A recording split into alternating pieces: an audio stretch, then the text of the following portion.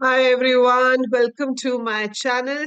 आज से हम कर रहे हैं आगाज of our 2025 practice sessions for the BCA CET. जी हाँ, सो अगर आप बीसीए करना चाहते हैं और आप एंट्रेंस एग्जाम की प्रिपरेशन कर रहे हैं, so you are at the right place. So चाहे आईपीयू सीईटी हो, चाहे महाराष्ट्र यूनिवर्सिटी का हो, चाहे लखनऊ यूनिवर्सिटी का हो, चाहे आपका क्राइस्ट यूनिवर्सिटी का हो, wherever you have to give an entrance exam for BCA, आपसे कंप्यूटर अवेयरनेस के बेसिस पे क्वेश्चंस पूछे जाएंगे। और यहाँ इस सीरीज में हम ऐसे एमसीक्यूज की प्रैक्टिस करेंगे। इतने एमसीक्यूज करेंगे कि आपके पास ऐसी कोई ऑप्शन ही नहीं रहेगी कि ऐसा कुछ पूछ लिया जो आपने कंप्यूटर फंडामेंटल्स में ना पढ़ा। राइट। हम क्विक रिविजन की फॉर्म में करेंगे। बहुत ज्यादा लंबा टाइम आपको नहीं लगाना है। ऐसा नहीं है कि आज बैठे हैं तो आधा घंटा पढ़ के उठना है। हर वीडियो में सिर्फ 10 क्वेश्चंस होंगे। अभी जब हमारे पास एग्जाम डेट्स आ जाएंगे तो हम लाइव क्विजेस करेंगे, अच्छे 50-50 क्वेश्चन वाले। बट फिलहाल के लिए these short videos, hardly 5 minute video, जहां पर आप 10 क्वेश्चन कर रहे होंगे, and that will help you to revise the concept on a go. कभी भी आपको 5 मिनट का टाइम बीच में मिलता है, एक वीडियो देख ली, आपके पास वो एमसीक्यूज फटाक से रिवाइज हो जाएंगे। ठीक है। शुरू करते हैं आज के 10 क्वेश्चन। और हर वीडियो के बाद कमेंट में लिखना है आपने कि 10 में से आपके कितने सही थे। इससे मुझे पता रहेगा कि कौन कौन सीरियसली एंट्रेंस की तैयारी कर रहा है। चैनल को सब्सक्राइब कर लो, क्योंकि चैनल पे सिर्फ एंट्रेंस की प्रिपरेशन ही नहीं कराई जाती, आप बीसीए एंट्रेंस की प्रिपरेशन तो करोगे ही, प्लस उसके बाद आपके बीसीए के सारे सेमेस्टर्स के subjects, courses, everything will be available over here with notes, PYQs and study material. चलिए शुरू करते हैं। पहला क्वेश्चन है, 0/1 इज कॉल्ड एज डैश। क्या कहते हैं हम 0/1 को? ठीक है। 0/1 is called a bit. What do we call it? It is called a bit. जब आप 0 या 1 लिखते हो तो वो सबसे स्मॉलेस्ट यूनिट है जिसे हम बिट कहते हैं। Okay. Next question, 1 byte has dash bits. एक बाइट में कितनी बिट्स होती है? एक बाइट में होती है 8 बिट्स। ठीक है। 4 बिट्स होती है किसमें? निबल में। 1 nibble has 4 bits, 1 byte has 8 bits. 12-16 किसी में नहीं होती। ठीक है। That is your answer for question number 2, 8 bits.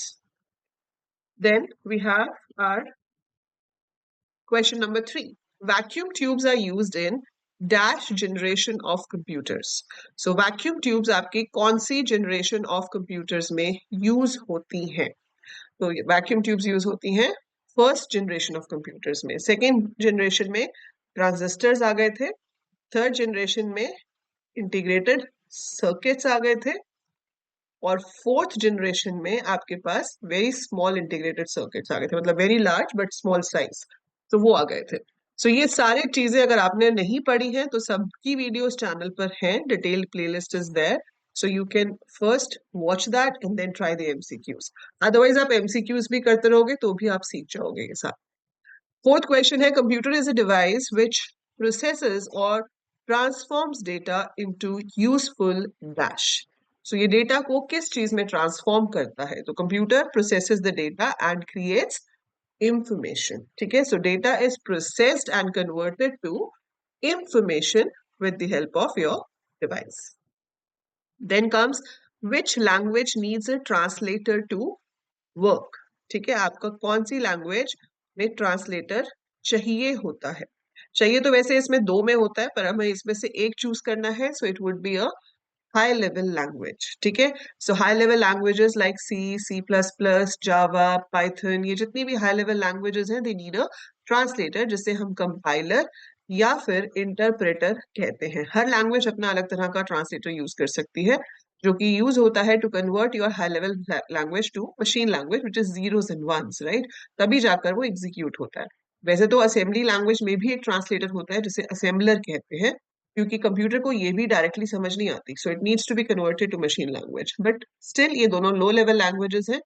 High level language जो है, इसमें तो बिना ट्रांसलेटर के आप कुछ नहीं कर सकते। तो इसमें अगर मुझे एक आंसर चूज करना है तो I would be selecting high level languages, right?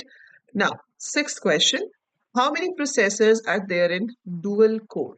आपने बहुत बार सुना होगा कि मेरे फोन में तो क्वाड कोर है ना, या मेरा सिस्टम तो 8 कोर है। What is this core?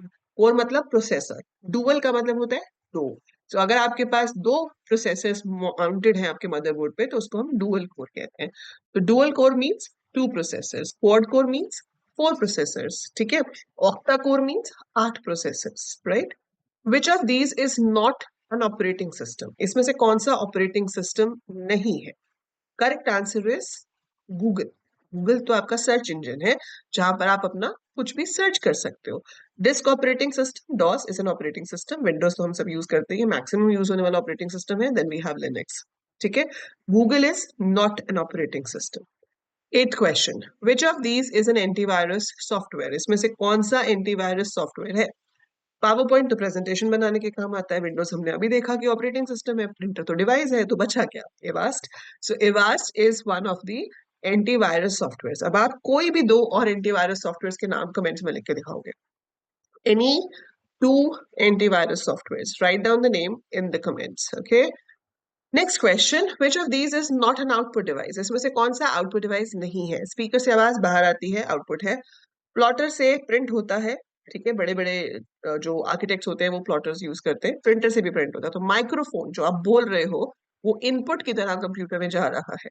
So microphone is an input device, it's not an output device. तो इसका आंसर है microphone. Last question for today is, what is the full form of WWW? So full form of WWW is World Wide Web, World Wide Web, ठीक है, World Wide Web नहीं है, it's option number A, world wide web. इससे matching एक और full form पूछ लेते हैं, W3C, which is world wide web. W3 का मतलब है 3 बार W, world wide web. C का मतलब है कंजोर्टियम, कंजोर्टियम का मतलब होता है ऑर्गेनाइजेशन। सो जो ऑर्गेनाइजेशन आपकी पूरी वर्ल्ड वाइड वेब को मैनेज करती है उसे W3C या फिर वर्ल्ड वाइड वेब कंजोर्टियम कहते हैं। So that is it for today. बताइएगा जरूर कमेंट्स में लिख के कि 10 में से आपके कितने आए, और ऐसी ही बहुत सारी वीडियोस अब आएंगी, रोज आएंगी। सो चैनल को सब्सक्राइब कर लो और नोटिफिकेशन ऑन रखना कि जैसे ही वीडियो आएगी आप अपने फटाफट से 10 MCQs रिवाइज कर लोगे। So hardly take 5 to 6 minutes and you are done with it. So that is it for today. I'll see you tomorrow in the next video. Bye for now.